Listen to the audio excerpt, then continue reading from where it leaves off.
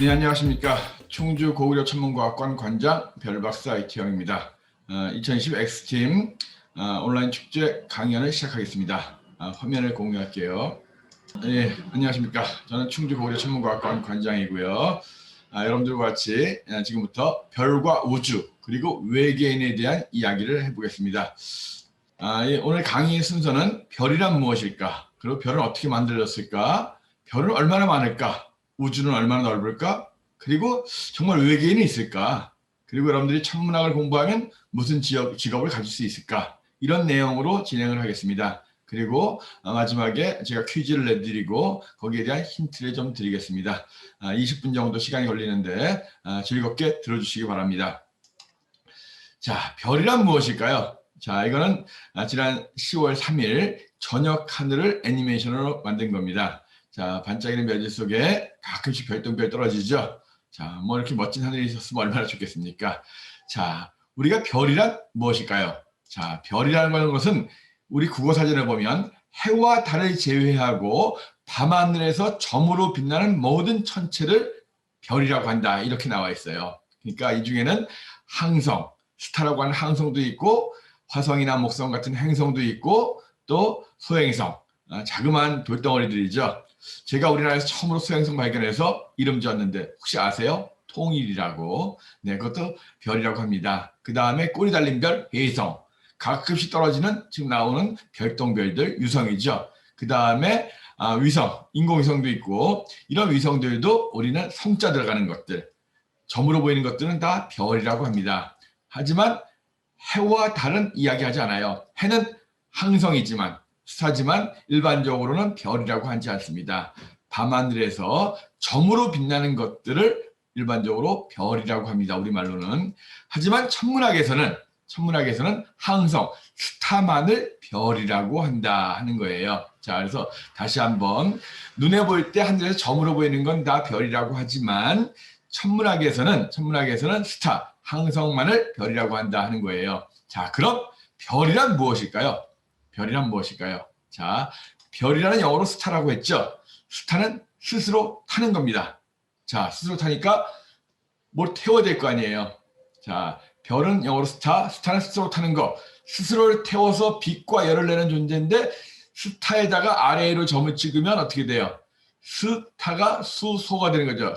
스에다 아래로 점을 찍으면 수소가 돼요. 수소가 타는 게 바로 별이에요.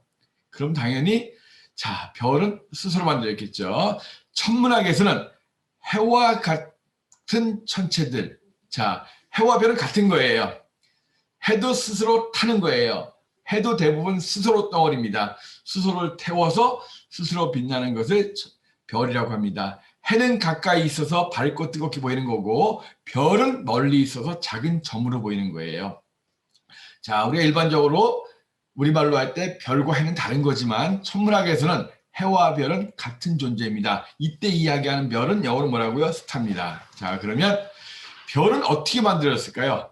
자, 별은 수소가 타는 거라 그랬죠. 그래서 수소가 모여 있는 곳, 그곳이 바로 별들의 고향이에요.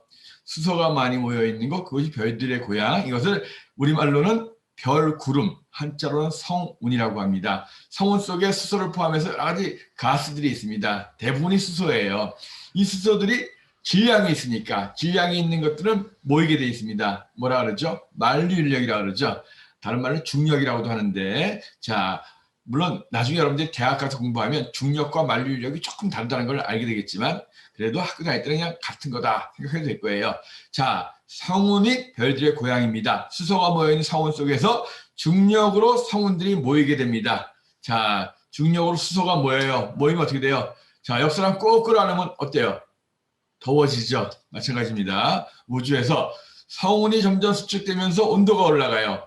100도, 1000도, 만도 계속 올라가다가 자, 몇 도가 되면 1000만도가 되면 너무 뜨거워지죠. 1000만도, 상상도 안 되는 온도예요. 그 온도가 되면 수소가 타기 시작합니다. 이걸 어려운 말로 핵융합 반응이라고 해요. 수소 4개가 모여서 헬륨이 하나가 되면서 이때 엄청난 빛과 에너지가 나오는 거예요. 쉬운 말로 하면 바로 수소 폭탄이 되는 겁니다. 그래서 다시 한번 말씀드리면 성운 속에서 수소가 모여서 온도가 1000만 도가 되면 수소가 탑니다. 다른 말로 하면 핵융합 반응이 일어나는 거예요. 이때 수소가 헬륨으로 합쳐지면서 거기서 빛과 에너지가 납니다. 그래서 별이 빛나는 거예요. 빛나지 않으면 별이 아닙니다. 해도 엄청난 수소 폭탄인 거죠. 태양은 지름이 지구보다 100배 이상 크죠. 그러면 부피는 100만 배 이상 큰 거예요. 100만 배 이상 큰 거대한 수소 폭탄이 바로 우리 근처에 있다. 무섭긴 하지만 그 에너지를 가지고 우리가 살아가고 있는 겁니다. 자, 이렇게 해서 별이 태어나는 건데, 별들은 조그만 성운에서 태어나면 작은 별이 되겠고 큰 성운에 태어나면 큰 별이 되겠죠. 별들의 수명은 크기에 질량에 따라 달라집니다. 크면 클수록 오래 살 것 같아요? 수소가 많아서? 아닙니다. 별들의 세계에서는 굵고 짧게 살거나 가늘고 길게 살아요. 별이 크면 클수록 온도가 높아요. 뭐 작은 별은 1000만 도에 타지만 큰 별은 1억도 10억도도 넘어가요. 확 타버리는 거죠. 그래서 태양 질량의 수십 배에서 100배 정도 되는 별들은 거의 몇백만 년밖에 못 살아요. 몇백만 년. 우리한테 굉장히 긴 세월이지만 우주에서는 짧은 세월이죠. 지구의 나이가 46억 년이라고 하죠. 그러니까 굉장히 몇백만 년은 짧은 거예요. 우리 태양 정도 되는 별은 100억 년을 살 수 있습니다. 지금까지 50억 년을 살았죠. 앞으로 50억 년을 다 살 수 있습니다. 이렇게 별들의 세계에서는 성운에서 태어날 때의 질량에 따라서 수명이 결정됩니다. 그리고 언젠가는 결국 죽겠죠. 별들이 죽을 때가 되면 점점 커져요. 커지는 것을 갖다가 적색 거성이라고 합니다. 그러다가 질량이 작은 것들은 이렇게 껍질만 날아가고 점점 식어가지고 백색 외성, 나중에 흑색 외성으로 해가지고 서서히 식어가면서 죽어갑니다. 자, 태양 정도 되는 별은 이렇게 앞으로 50억 년 후가 되면 점점 커져서 적색 거성이 되고 껍질만 날아가고, 껍질이 날아가는 모습은 둥그렇게 날아가기 때문에 행성상 성운이라고 불러요. 그 중심 부분이 수축해가지고 백색 외성으로 생을 마칩니다.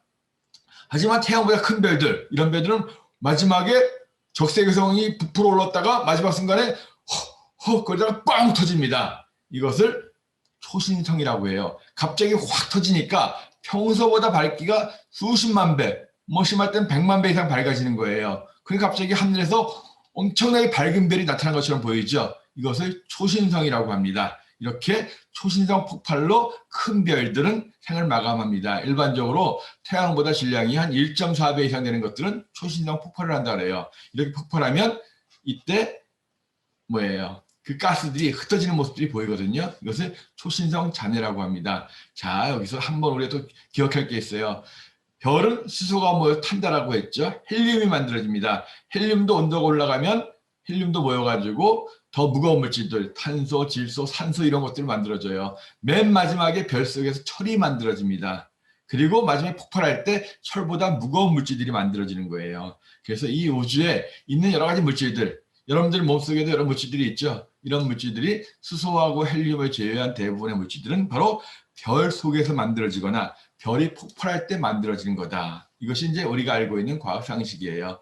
그런데 이렇게 초신성 폭발을 하는데 아주 큰 별들, 태양보다 질량이 몇십 배 이상 되는 별들은 자, 별 속에서 마지막 만들어지는 게 철이라고 했죠. 마지막에 폭발을 했을 때 남아있는 게 뭐냐면 철이에요. 이 단단한 철들이 폭발하고 남은 것들이 수축을 합니다. 중력으로. 그전에는 핵융합 반응 때문에 바깥으로 계속 수소 폭탄이 터지니까 바깥으로 내미는 힘이 있어서 더 이상 중력으로 수축을 못했는데 폭발하고 나니까 남아있는 게 철밖에 없어요. 이 철들이 수축해버립니다. 그것이 바로 뭐냐 하면 블랙홀이에요. 많이 들어보셨죠? 블랙홀은 한마디로 뚱뚱한 별의 시체입니다.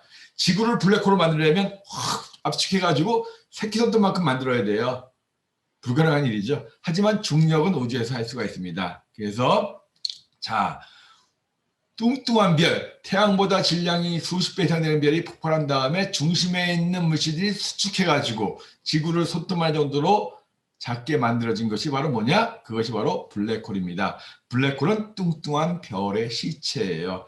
자, 하루에 한 바퀴 돌던 지구를 요만하게 만들어봐요. 굉장히 빨리 돌겠죠? 도는 힘은 그대로 있으니까. 그래서 블랙홀은 굉장히 빨리, 거의 광속의 몇십 프로 정도로 굉장히 빠르게 돕니다. 그러면서 주위에 있는 물질들을 빨아들이는 거죠. 이것이 바로 블랙홀입니다. 물론 이런 별의 시체인 블랙홀도 있고 은하계의 중심에는 태양 질량의 수백만 배에서 뭐 1억 배 이상 되는 거대한 블랙홀도 있긴 있어요. 자, 그래서 블랙홀은 크게 두 가지예요. 별이 죽어서 된 항성 블랙홀이 있고 은하계 중심에 있는 거대한 초대 질량 블랙홀도 있습니다. 자, 아무튼 우리가 많이 또 들어본 것 중에 하나가 웜홀이라고 있죠. 블랙홀과 블랙홀을 서로 당기니까 그 사이에 통로가 생길 수 있어요. 이걸 웜홀이라고 해요. 실제로 블랙홀은 발견됐지만 웜홀은 발견된 적은 없지만 그냥 수학적으로 증명이 됐던 것들인데 뭐 영화 보면 웜홀 통해서 여행한다. 뭐 사실 어렵죠. 말이 안 되는 거죠. 블랙홀이 들어가면 지구가 요만해져요. 그럼 사람은 얼마나지겠어요? 안 보이죠? 다시 블랙홀로 나올 수도 없을 뿐만 아니라 웜을 통과해서 반대쪽으로 간다고 해도 블랙홀이에요. 그죠? 나온다고 해도 지구를 요만큼 찌그러뜨렸는데 다시 부풀린다고 사람 그 속에서 지구가 만들어지고 사람이 만들어질 수는 없는 거죠. 그냥 만하다 생각하면 되는 거예요. 아무튼 웜홀은 블랙홀과 블랙홀 사이의 통로라고 할 수 있습니다.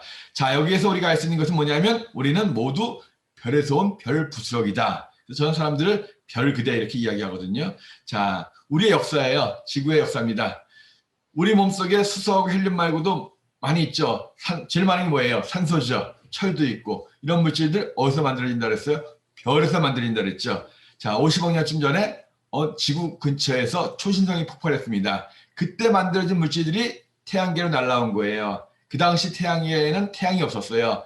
가스만 모여있는 성운이었죠. 무거운 물질들이 와가지고 원시 태양을 뭉치게 했습니다. 점점 태양이 뭉쳐지고 어느 순간 태양이 마지막으로 쫙 주위에 있는 물질을 끌어들여서 별이 됩니다. 그때 끌려오지 못한 물질들이 반발력으로 주위에 밀리는데 무거운 물질들은 가까운 데 밀리고 가벼운 물질들은 멀리 밀렸습니다. 가까운 곳에서 무거운 물질로 만들어진 지구가 만들어진 거죠. 자, 이렇게 해서 태양계가 만들어졌습니다. 그리고 46억 년쯤 지나서 우리가 그 안에서 태어난 거예요. 우리는 모두 다 과거에는 별의 부스러기였습니다. 내가 사랑하는 사람, 미워하는 사람, 하다못해 여러분들이 거리에서 만나는 그 사람, 발에 채이는 풀 한 폭이 돌아온 조각도 나와 같은 별의 그대였습니다.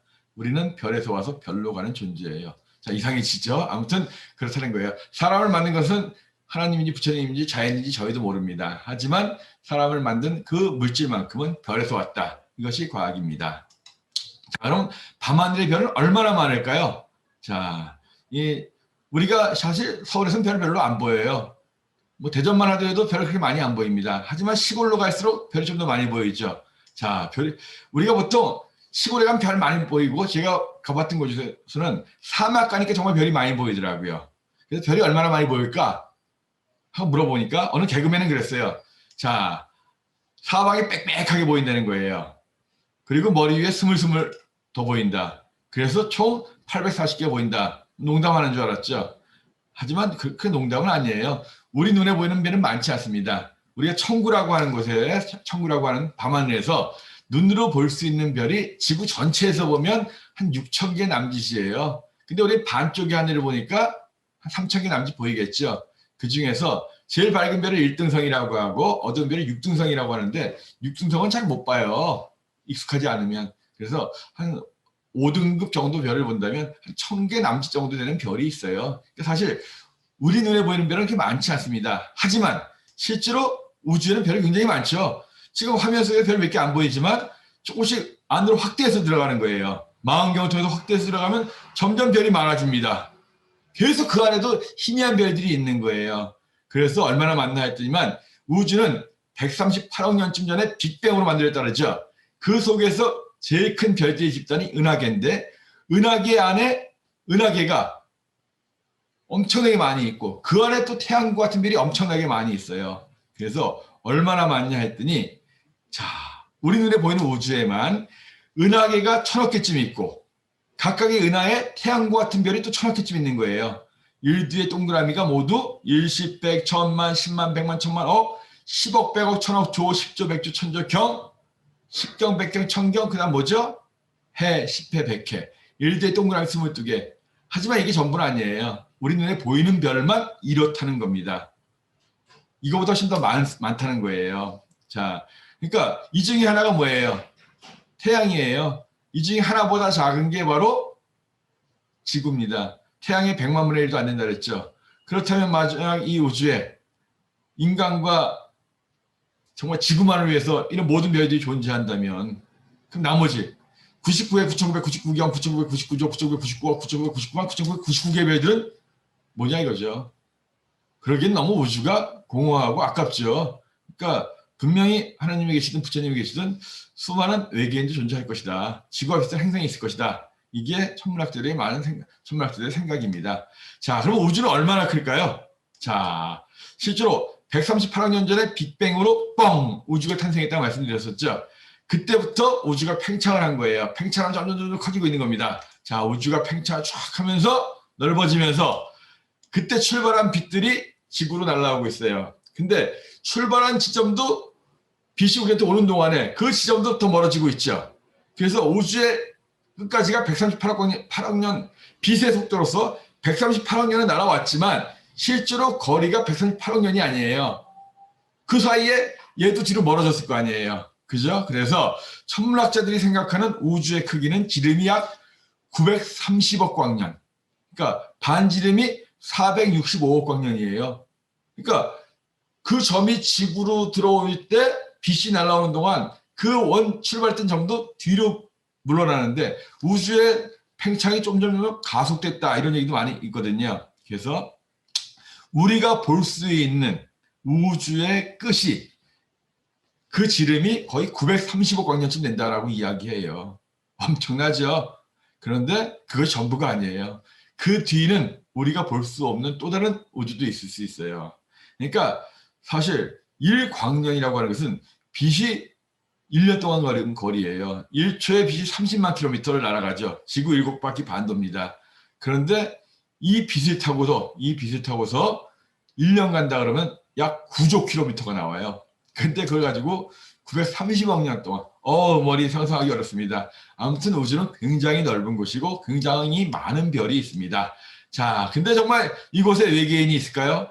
자, 외계인이 있을까요? 그러니까 많은 외계인을 찾기 위해서 굉장히 노력들을 많이 하고 있습니다. 그래서 외계인이 살려면 적당한 온도가 있어야 되고 물이 있어야 되고 여러 조건들이 있는데 이런 조건을 가지고 행성들을 찾기 시작한 거예요. 그래서 미국 나사에서 케플러 우주 망원경도 보냈고 테슬라는 망원경도 올리고 그다음에 지구에 있는 여러 가지 망원경을 가지고 찾아냅니다. 찾았더니만 비슷한 행성들이 많이 있는 거예요. 그래서 또 봤더니만 현재 4,000개 이상의 행성들을 찾았는데 그 중에는 지구보다 큰 것들도 있고 지구와 비슷한 것들도 있고 그래서 과학자들이 다 조사해 보니까 우리 은하계에 2,000억 개 정도의 별이 있는데 그 중에 한 20%에는 지구와 비슷한 환경에 행성이 존재할 수 있다는 거예요. 비슷한 환경이라는 게 뭐예요? 적당한 온도와 물이 있는 그러니까 물이 액체 상태로 존재할 수 있는 곳. 이 자연계에서 가장 많은 물질을 녹일 수 있고 그런 게 이제 물인데 그래서 물이 액체 상태로 존재할 수 있는 곳을 생명체가 살 수 있는 곳이다라고 이제 우리가 생각을 합니다. Habitable zone, 골디락스 존 이렇게 이야기하는데 이것이 우리 은하계 내에만 400억 해쯤 있다는 거예요. 그러면 우주는 얼마나 많겠어요?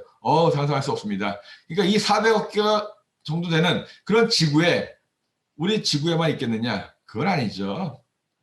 물론 지구에만 있을 수도 있어요. 하지만 이렇게 많다고 해서 우리가 만나기는 어려워요. 지구에 가장 가까운 별까지의 거리가 빛으로 4.3년 걸립니다. 킬로미터로 약 40조 킬로미터 돼요.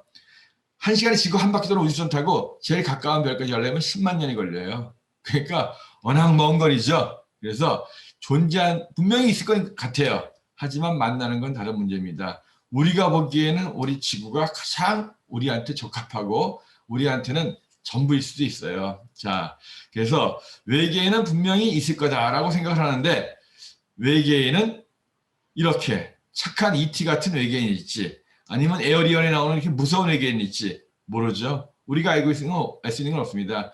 우리는 지구라는 곳에서 살고 있고 지구를 통해서 우주를 보고 있습니다. 어린 왕자가 그랬죠. 사막이 아름다운 것은 어딘가에 사막이 있기 때문이다. 사막이 있다는 걸 믿기 때문에 오아시스가 있기 때문이다. 죄송합니다. 사막이 아름다운 것은 어딘가 오아시스가 있기 때문이다라고 어린 왕자가 이야기했었죠. 그러니까 어딘가 오아시스가 있다는 걸 믿기 때문에 사막이 아름다워 보이는 거예요. 우리가 하늘이 아름답고 밤하늘이 아름답고 별이 아름답다라고 이야기하는 것은 아름다운 지구가 있기 때문인 거예요. 그래서 우리가 정말 이 지구가 얼마나 소중하고 정말 아름다운 곳인지 이 밤하늘의 별을 보면서 한번 느끼시기 바라요. 자, 그래서 이렇게 별 좋아하고 이런 분들, 그런 분들이 이제 천문학을 공부하고 싶어하는 분들이 굉장히 많을 거예요. 그러면 천문학을 공부하면 무슨 직업을 갈 수 있나? 자, 망원경을 이용해서 우주에 멀리 있는 이런 은하라든가 별들을 빛을 연구할 수도 있고, 그 다음에 이제 우리 태양계와 같은 지구와 같은 행성들을 찾아내는 그런 데에서 외계 생명체가 있는 곳이 어딜까 이런 것도 직접 찾아내는 그런 것 이런 연구도 할 수가 있습니다. 물론 이 칠레라든가 이런 아주 좋은 곳에 가서 망원경으로 우주를 관측하면서 또 지구에 충돌할 수 있는 외계 소행성이라든가 해성으로부터 지구를 보호하는 그런 역할도 할 수 있을 거예요.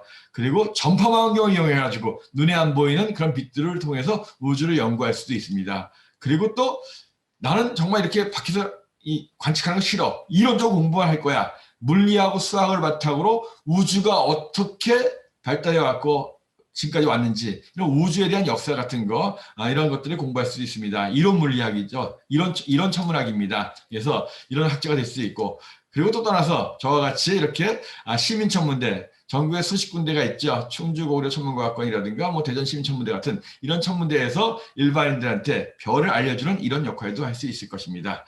자, 아무튼 별 천문학 재밌는 거예요. 그래서 여러분들 하지만 천문학을 공부하려면 일단 물리하고 수학 공부를 많이 하셔야 돼요. 자, 그러면 오늘 강의를 마치면서 마지막으로 퀴즈 하나 내드리겠습니다. 자, 제가 앞에서부터 많이 보여줬어요. 요즘 저녁 하늘의 가장 밝은 별은 무엇일까요?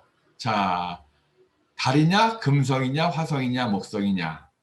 자, 힌트를 좀 드려야 되겠죠? 자, 힌트를 드리게요. 자, 이게 제가 이 충주고려 천문과학관에서 찍은 사진들입니다. 영상들이에요.